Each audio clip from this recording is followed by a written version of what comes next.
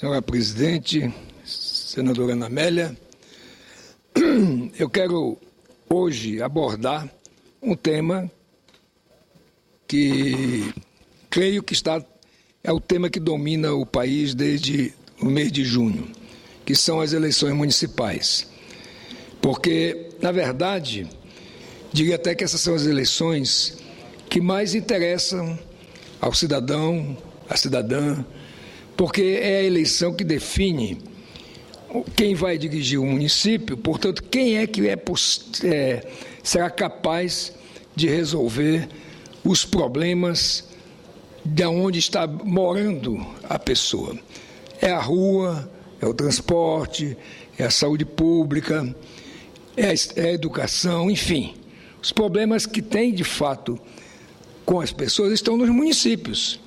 Então, a escolha do prefeito e a escolha dos vereadores é uma escolha muito importante, sem tirar a importância da eleição estadual, da eleição federal, mas essa, diríamos assim, é a eleição de base. Ocorre que, até pela questão do calendário eleitoral hoje vigente, o que nós vemos nos estados é que acontece a eleição sobre uma influência, a eleição municipal, sob uma influência do governador, que já está preparando a sua base para ser reeleito, se for o caso de ser reeleito, ou preparando a base para eleger o seu sucessor.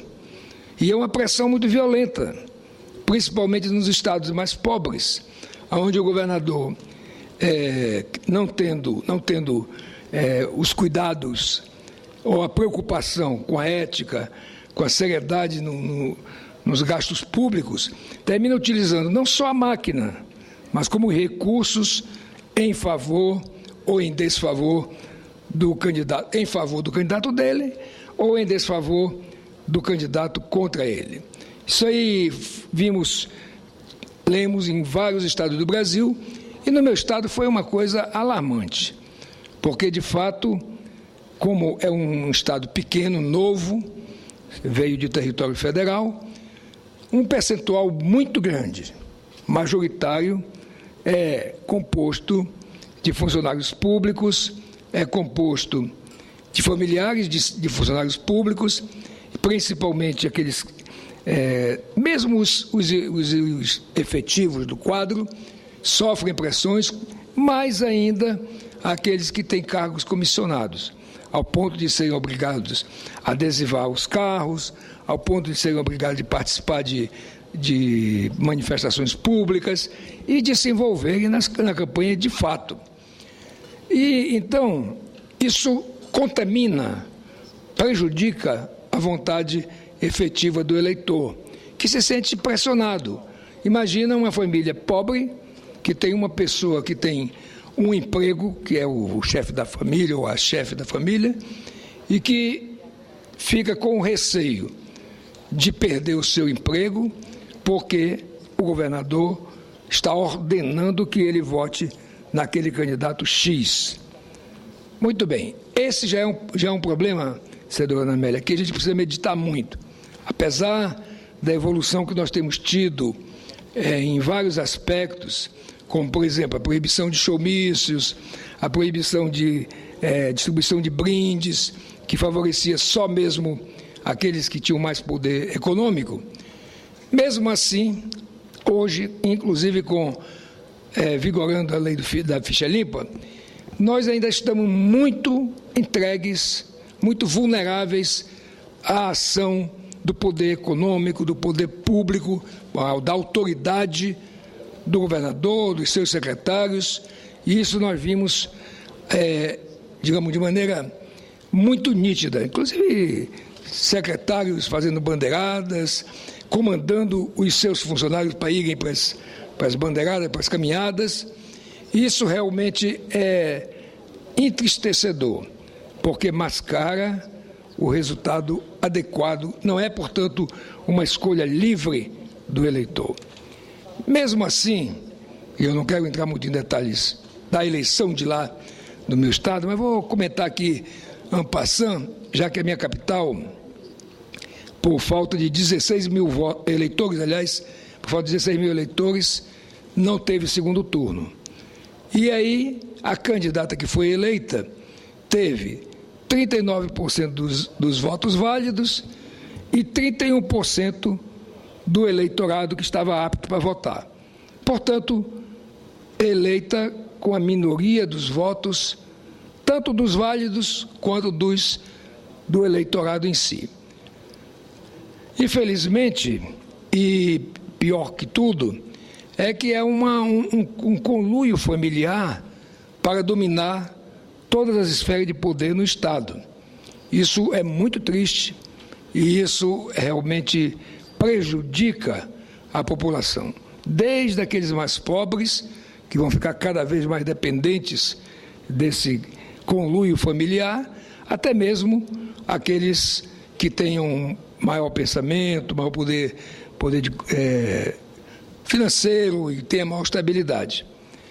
Mas, fora esse aspecto, senadora Amélia, há uma coisa que é questionar, é bom de refletir, pelo menos. Essa eleição, a cada 2 anos, com a justiça eleitoral, no modelo de justiça eleitoral que nós temos, ela é muito capenga, ela realmente clama por uma mudança. Uma justiça eleitoral, que eu já disse aqui, que tem tribunais regionais eleitorais com prédios bons, com quadro de funcionários concursados, técnico-administrativos, e os juízes, como aqui os ministros do TSE, eles são temporários, porque, na verdade, lá no nível estadual, a composição participa 1 ou 2 juízes federais, 3 desembargadores, 2 juízes e 2 representantes da OAB. Ora, o que acontece? Os indicados da OAB, eles vão lá, sabem que vão passar 2 anos, podendo ser reconduzidos por mais 2. Então, por mais honesto e íntegro e isento que seja ser advogado, ele vai para ali, óbvio que ele vai ser remunerado, ele é remunerado, mas ele vai ganhar no mínimo a notoriedade, o status de ter sido juiz eleitoral. E aí ele passa a ter na sua banca de advogado, digamos assim, um dado a mais a seu favor de ter experiência de julgamentos na área eleitoral. Isso também ocorre com os juízes, com os desembargadores e com o juiz federal. Aqui no TSE, o que nós temos? Ministro do Tribunal Superior de Justiça, ministro do Supremo Tribunal Federal e representantes da OAB. O que acontece? Todos com esse mesmo mecanismo de rotatividade. Aí alguns dizem, mas isso é muito bom que seja rotativo, porque não cria uma casta de pessoas que possam querer ficar, digamos assim, amarrados a este ou aquele esquema. Eu acho o contrário. O grande diferencial do Poder Judiciário é que o juiz faz o concurso, depois que ele atinge a estabilidade, depois que ele passa de substituto para titular, ou passa do estágio probatório, que ele pode ficar mais tempo como substituto, ele é inamovível, ele não pode ser transferido, ele não pode ser, digamos assim, sofrer pressões de ordem funcional. Isso dá ao juiz a tranquilidade de poder, portanto, tomar decisões isentas. Ao passo que, numa rotatividade, o juiz sabe, eu vou passar aqui uma temporada e, por mais que ele se comporte de maneira correta, que na verdade a grande maioria dos juízes se porta, fica sempre uma margem para jogos de interesses outros. Então eu quero, e vou propor, vou conversar com os colegas, vou propor, porque é a única justiça, já que nós temos a justiça eleitoral no Brasil, é a única justiça que é desse jeito, porque a justiça do trabalho não é assim, a justiça militar não é assim, então nós temos que mudar realmente, a justiça comum não é assim, Então nós temos que ver o seguinte: se temos justiça eleitoral, se temos prédios do Tribunal Regional Eleitorais, se temos o prédio do Tribunal Superior Eleitoral, se temos os funcionários técnicos administrativos concursados, por que não ter a carreira de juiz eleitoral?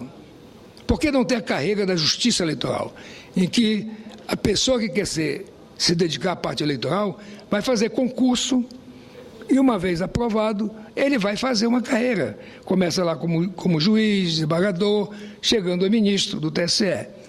Agora, do jeito que está, realmente... Imagine, senadora Ana Amélia, que existem processos de 2010, da eleição de 2010, ainda não julgados pelo Tribunal Superior Eleitoral. Por quê? Porque todo mundo que se sente prejudicado numa eleição recorre para o TRE e depois para o TSE. Então, lá de Roraima mesmo, tem o processo do governador, que já tem o parecer do Ministério Público pela cassação do governador. Aliás, é a segunda cassação, porque a primeira o TRE cassou, mas o Tribunal Superior Eleitoral arquivou por uma questão de erro formal. Então, na verdade, agora, o que está acontecendo? Esses processos de 2010 estão todos parados. E parados por quê? Porque a enxurrada de processos, inclusive de pessoas que estão enquadradas na lei do ficha limpa, estão, digamos assim, entulhando, estão abarrotando, sobrecarregando o Tribunal Superior Eleitoral. E, ao mesmo tempo, o Supremo julga uma matéria de extrema importância para o país, que é a questão do mensalão. E aí, então ficam os juízes, os ministros, como a presidente, a Carmen Lúcia, lá tendo que estar acompanhando atenta o julgamento do mensalão e correndo para o TSE, para o Tribunal Superior Eleitoral, para também julgar processos que estão acumulados. E aí, isso, aquela história, a justiça que tarda, não é essa história de que não falha. Ao ser tardia, ela já é uma injustiça. Ela já é uma injustiça, porque, vamos dizer o caso do governador do meu estado. Ele está sub júdice. Então, ele não tem nem tranquilidade pessoal e muito menos a preocupação outra que não seja de se defender no TSE. E aí, ele já vai para 2 anos de governo, suponhamos que ele sendo cassado neste final de ano ou no início do outro, ele ganhou 2 anos de mandato de maneira ilícita. Ilícita no sentido de que podia ter sido julgado de maneira, ter um prazo curto para julgamento. Aliás, na verdade, acho que essa diplomação só poderia ser feita depois de julgados os processos. Enquanto isso, encontraria uma forma, por exemplo, o presidente do Tribunal de Justiça assumiria até a decisão. Mas, enquanto isso, não é esse o caso, as nossas leis prevêem dessa forma, o governador fica lá, empenhado em pagar bons advogados aqui em Brasília, de manter uma pressão permanente sobre, pelo menos uma pressão no sentido de estar distribuindo memoriais, etc., para que consiga, no mínimo, retardar o julgamento dos seus processos. E, com isso, o mandato vai se acabando. Nós já tivemos um caso em Roraima de um governador que, por uma insignificância, foi cassado, mas levou 1 ano e 11 meses, pode-se dizer 2 anos para ser cassado, que parece que vai ser mais ou menos o caso do atual governador. Mas, como eu digo, os ministros do TSE agora estão com foco nas eleições municipais, não conseguem julgar nem a enxurrada de recursos das eleições municipais e não julgam, portanto, as eleições de 2010. Eu acho, inclusive, que o tribunal só deveria, aliás, quando fosse começar a eleição municipal, ter limpado toda a pauta pendente de recursos da eleição anterior. Não podia deixar misturar uma eleição que se realizou há 2 anos atrás com a eleição deste ano, que é a eleição municipal. Então, eu entendo que a gente tem que pensar urgentemente nessa reforma da justiça eleitoral, em mecanismos que aperfeiçoem a questão das eleições, no sentido de inibir mais ainda, de maneira forte, o poder de pressão, de autoridade do governador, do prefeito, enfim, que está no poder, em benefício de um candidato da sua preferência. E com isso, fica realmente uma situação em que o cidadão, a cidadã, fica vítima de um processo que é anacrônico. Então, eu espero que, depois de terminado, agora no dia 28, o segundo turno das eleições, a gente possa ter elementos suficientes do que ocorreu no Brasil todo para promover uma reforma, aqui no que eu estou propondo aqui, uma reforma eleitoral. Não inibe de fazer uma reforma política, porque realmente também essa reforma é necessária, porque o modelo também que está aí de mais de 30 partidos que não têm nenhuma representação, mas que passam a ter na medida que se constituem, e não é difícil constituir partido desse país, basta ver a quantidade de partidos que existem. E, no entanto, esse processo político-partidário, também é um fator que complica a eleição, o processo eleitoral. Então, eu quero deixar aqui registrado, primeiro, dizer que pretendo, após o segundo turno, e já pedi, inclusive, a minha assessoria para ir adiantando os estudos, que a gente fazer um movimento de mudança desse quadro. Eu sei que não é fácil, porque mudar as coisas neste país, somente quando parte do poder legislativo, é muito difícil. Mas, no entanto, eu sou daqueles que dizem assim, o que é difícil é factível.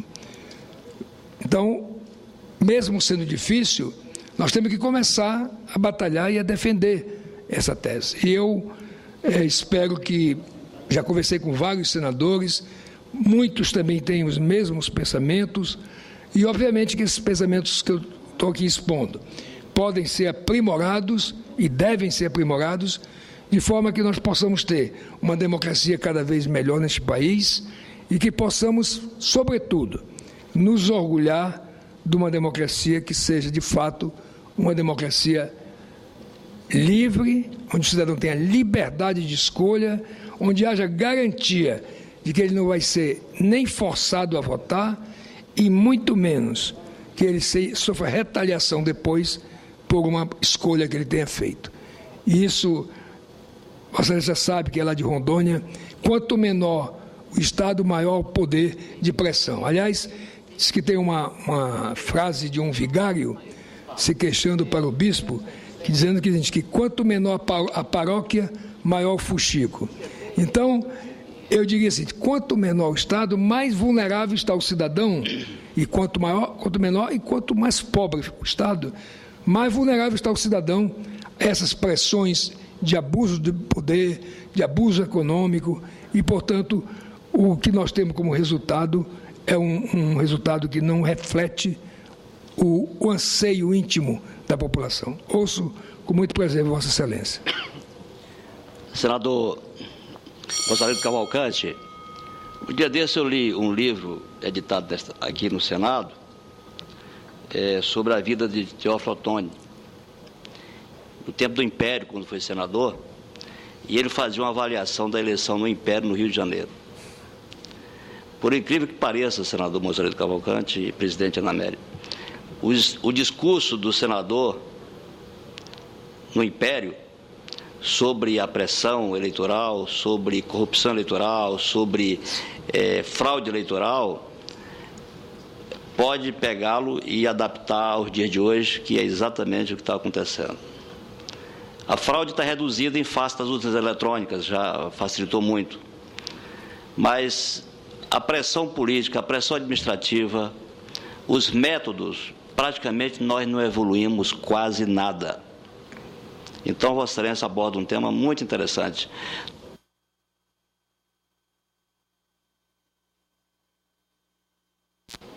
Só podemos pensar em democracia se tivermos eleições livres. Eleições independentes, eleições limpas, onde o eleitor possa efetivamente manifestar a sua vontade com convicção. Enquanto tivermos o voto de cabresto, enquanto tivermos grupos econômicos comandando a política nacional, a política municipal, infelizmente a democracia ficará um pouco comprometida, bastante comprometida em face disso. Então eu queria saudar Vossa Excelência e também quero dizer que com relação à justiça eleitoral, Vossa Excelência tem razão, porque eleição nós temos as eleições de 2 em 2 anos e o juiz eleitoral, ele só cuida das eleições quando estão ocorrendo as eleições. Então, nós não temos juízes especializados. Então, o juiz que é da vara criminal, é da vara civil, passa de repente, de uma hora para outra, a cuidar de assuntos eleitorais, que é uma matéria especializada. Temos um código eleitoral especial, temos a justiça eleitoral especializada. De sorte que eu cumprimento Vossa Excelência, é um assunto a ser debatido nesta casa e é um assunto que é palpitante. Eu parabenizo Vossa Excelência por isso. Eu agradeço a parte de Vossa Excelência. Vossa Excelência que é um jurista, portanto, me deixa entusiasmado de ouvir a sua concordância, porque, de fato, tudo que é temporário tende a trabalhar de maneira não com toda a eficiência que poderia ser. Então, o fato de um juiz, como disse Vossa Excelência, da área civil ou da área criminal, de repente ele é indicado para ser juiz eleitoral, ele, não vou dizer que seja impossível, mas ele vai se dedicar naquele período às questões eleitorais. E aí, realmente fica uma coisa que não tem sentido. E o pior, esse juiz fica 2 anos, senadora Ana Amélia, ou é reconduzido por mais 2, ele domina já a matéria e aí ele é substituído. Vem outro. E assim fica essa questão permanente de uma justiça que o Brasil é um dos poucos países que tem justiça eleitoral. E eu até louvo, só que não com essa história de juízes temporários e ministros temporários. E isso realmente não faz com que, no espírito claro da justiça, possa exercer uma justiça efetiva. E eu quero até dizer a Vossa Excelência que nessa campanha eu vi algumas coisas que me deixam entristecido. Pessoas que chegavam e diziam para mim assim, olha, eu vou votar, mas só que eu não posso dizer nem aparecer, porque senão meu marido, que é empresário, vai sofrer retaliações, minha mulher, que é funcionária, vai sofrer retaliações, pode perder o emprego. Então, realmente, isso aí ainda é um voto de cabresto. E nós temos que acabar com isso. Eu acho que a democracia do Brasil, embora, se nós olharmos desde o tempo do Império para cá, o Império não era democracia, mas pelo menos era uma democracia, digamos assim, remendada. Mas da proclamação da República para cá, nós poucos evoluímos realmente no sentido de ter uma eleição de fato em que a vontade do cidadão seja expressa nas urnas. E eu não me conformo, até como médico, de nós termos um diagnóstico e não usarmos o remédio adequado. Eu acho que se nós temos um diagnóstico que é claramente perceptível por todos, por que nós não começamos a fazer essa mudança? E acho que a mudança principal é da justiça eleitoral. E, paralelamente, a reforma política que precisa ser feita, que já se tentou várias vezes.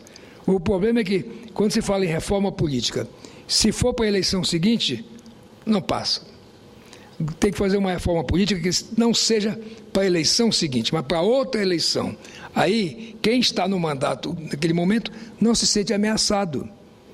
Porque hoje é conveniente, por exemplo, coligações que são feitas só para dar tempo na TV, ou para dar tempo